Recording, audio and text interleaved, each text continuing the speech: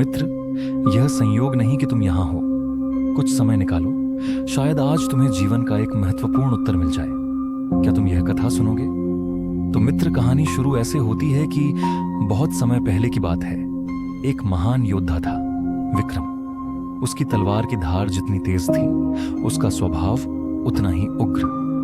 युद्ध के मैदान में उसने अनगिनत विजयों का स्वाद चखा, परंतु जीवन के मैदान में वह हारता जा रहा था। वह जितना महान योद्धा था, उतना ही क्रोधी भी।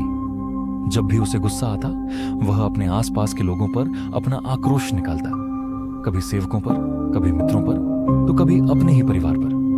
धीरे धीरे लोग उससे दूर होने लगे। जो कभी उसके सबसे प्रिय थे, वे भी अब उससे बचने लगे।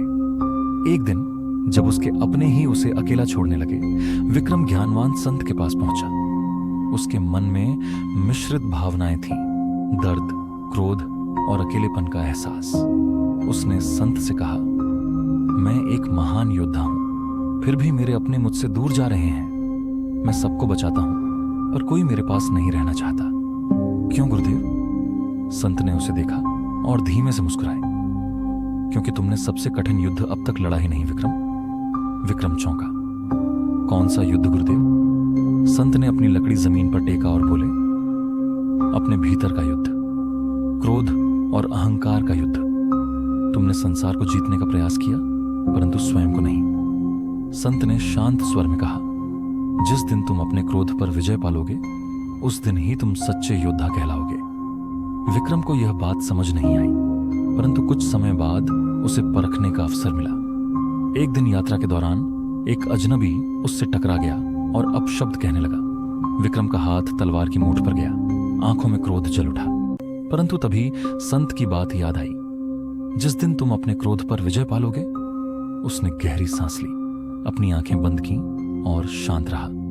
क्षण भर बाद वह व्यक्ति रोने लगा और बोला, क्षमा करें, मैं जीवन की कठिनाइयों से घिरा हुआ था, इसीलिए अपना संयम खो बैठा। उस दिन विक्रम ने पहली बार महसूस किया कि सच्ची ताकत तलवार की धार में नहीं, बल्कि मन के संयम में है। तो मित्र, सोचो, क्या हर परिस्थिति में प्रतिक्रिया देना आवश्यक होता है? क्या शक्ति केवल वार करने में है या खुद को रोकने में भी? यह कथा तुम्हें कैसी लगी? क्या तुम्हारे जीवन में भी ऐसा कोई क्षण आया है जब संयम ने तुम्हें एक बड़ी भूल करने से बचाया हो? अब विदा लेता हूं, लेकिन अगली बार फिर मिलेंगे जीवन की एक और सीख के साथ,